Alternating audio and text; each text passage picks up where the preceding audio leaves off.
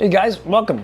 Let's cover some more Qigong questions. Okay, question 1 from Salif 130. Okay, super interesting topics. Question: what type of practice is Shan Gong and Shanzan? I don't know what Shanzan is. Shan Gong. Okay, we'll talk about that. What I understand, their practice standing up. Do you have to go through a seated posture in Qigong? Very good question. Okay, Shan Gong is physical vitality. Yang in Chinese means to nourish. Sun means your body. I got hiccups for some reason. And Gong means, well, everything's Gong, like Qi Gong or like Kung Fu, right? The word Kung in Chinese means accomplishment through work. So through work, you accomplish something, which is literally the word skill in Chinese, right? So Shan Gong is the skill to nourish your body, physical vitality. Yes, it is mainly done through standing with a combination of movement, but the core of it is always static, like the non-moving practice, which is standing still, and moving is usually used as a warm-up and a cool-down, and which is something that I hope people can really dial into. Because when you go online to look for Qigong, 99.9% of the time they're moving. Which is good, but it's really just the warm-up. Because standing still doesn't look good and it doesn't sell. It's very nicer to see someone in a clip moving, right? But it's really good for a warm-up, but it's not as powerful as standing still. When you're standing still, you're isolating the moment of expansion. When you're moving, that's so dynamic and changing all the time, it doesn't have the same expressive and expansive quality as if you're standing still. So standing still is physical vitality, like you said, Shan Gong. Do you have to go through a seated posture in Qigong? No, you don't. Qigong is actually a 1940s communist term designed by the Chinese government. In Taoism, classical Zhou Dynasty Taoism was based on laying down, moving, standing, and sitting. And laying down is used for when you're sleeping. It was mainly to cure insomnia, for you to get good energy while you're sleeping, and also in a more advanced version for vision questing or what do you call it, dream practice, right? So it's more like a supplement training. And then you got moving. We already talked about that. Moving is really a warm-up for both standing or sitting. Standing practice is Shan Gong, what you just said, is for physical vitality. People usually get hung up on that, longevity, but that's actually not, contrary to popular belief, the original goal of Taoism. The reason why Taoists do standing is just so they're strong enough to sit for an extremely long time without hurting themselves. And the reason why they stand for a very long time is just so they can heal their emotions, rather as anxiety or depression or anger or PTSD or like suppressed anger, anger, that kind of stuff, right? Basically your emotions. But even that, even healing is only to serve another purpose in classical Taoism, which is to merge with the Tao. So you can look at it as three center. Your lower center, physical vitality, done through standing. Your middle center for healing, done through sitting. And then merging, also done through sitting. So you ask, when you do Qigong, do you have to sit? The word Qigong is actually, what happened was they took the three pillars, if you want to call it that, of Taoism: physical vitality, emotional healing, and the spirituality. They ripped out the highest two. They consider it superstition and too esoteric, and the government started to burn books and kill monks, burn temples. They did all this stuff in the 1930s and 40s, right? All the way up to the 60s, actually, during the Cultural Revolution. And they kept only the physical vitality stuff and gave it a new name. That new name is called Qi Gong.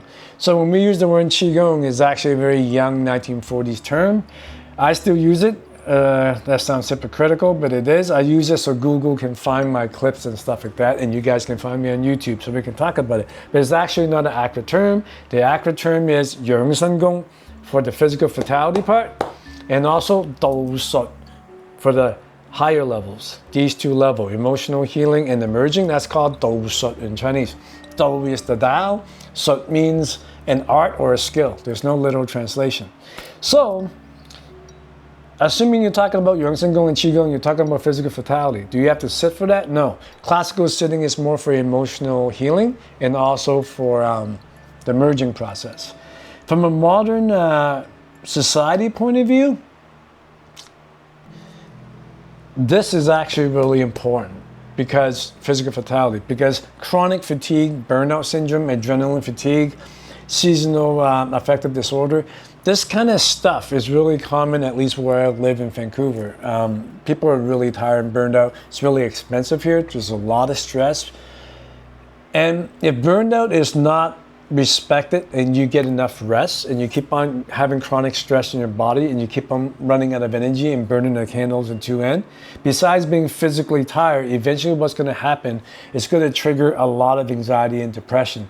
Your physical symptom is going to lead into emotional symptoms. And when it gets to the emotional part, we call it chronic stress, we call it anxiety, we call it depression.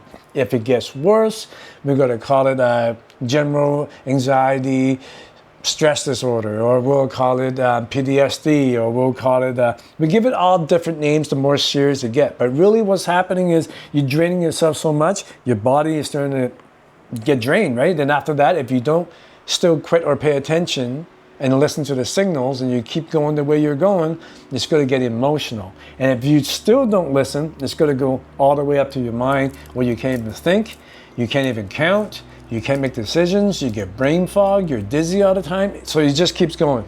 And by the time it gets to the point where your kidneys, your adrenaline gland, your immune system, lower centers, your anxiety and depression, and brain fog and can't think, if it goes up all three centers, you're going to probably be like most people. 68% of the population in British Columbia is now on medication for stress disorder, including depression and anxiety. And I've experienced that firsthand. I talked about this a lot, but basically I was a full-time martial artist. I trained 6 days and 4 nights a week. I loved my life. I was getting high off martial art all the time. It was my dream and my passion. I had a blast, but I overdid it. I overtrained. I overtrained to the point I crashed. My central nervous system couldn't recover. I tried Western medicine, Eastern medicine, nothing worked.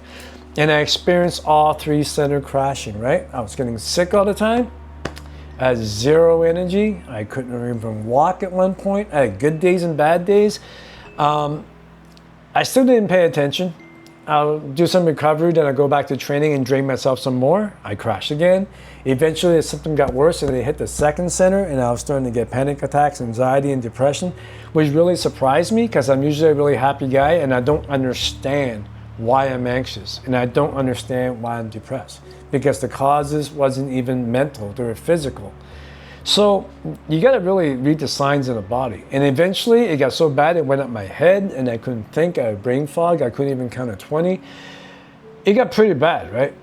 So if you look at classical Taoism point of view, it addresses all three, but in this order, not this order. You start with physical vitality, the standing and moving stuff, especially the standing is really good for chronic stress in terms of having no physical energy.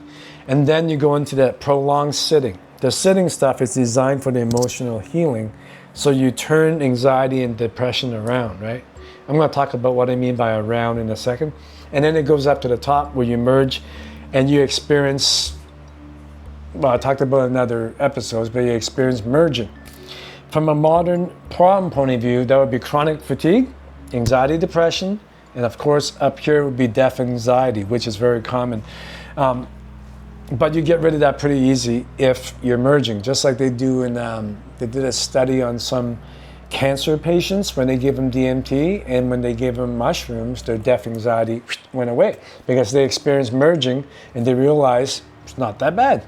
So of course we do that through meditation and Qigong as well. Again, when I'm using the word Qigong, it's not accurate. Okay. I really recommend people start with the standing practice because you want to get rid of the physical fatigue.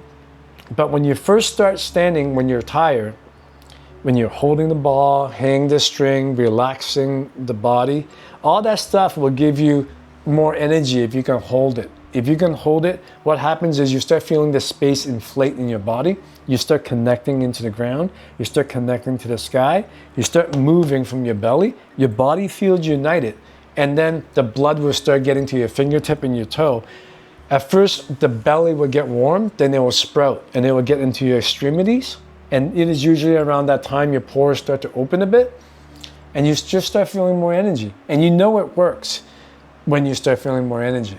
So if you give it about even just 30 days, if you do it every single day for a minimum of 15 minutes to 38 minutes a day, you're going to feel a huge difference.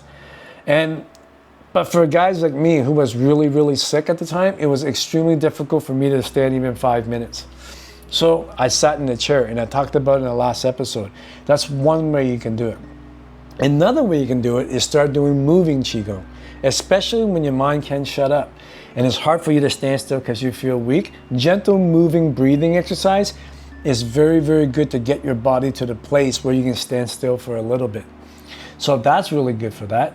But what usually happens later is when you're doing a fixed movement, if you practice properly in a pre-communist lineage, before the esoteric stuff was taken out, what happens is when you start moving, you feel the stuff, and the stuff starts moving you. Tree Qigong, right?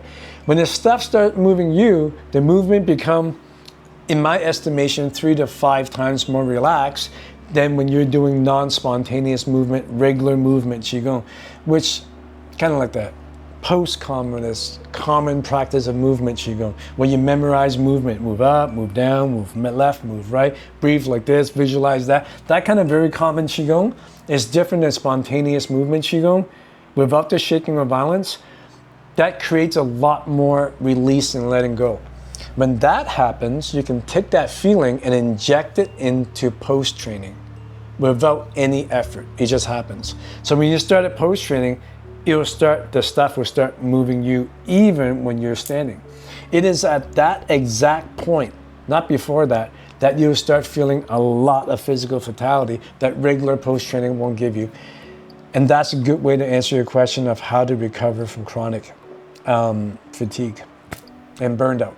That was the second question. So I hope that helps you. And yeah, let me know what you think. Post a comment below. And I want to make an announcement, just like I did last episode.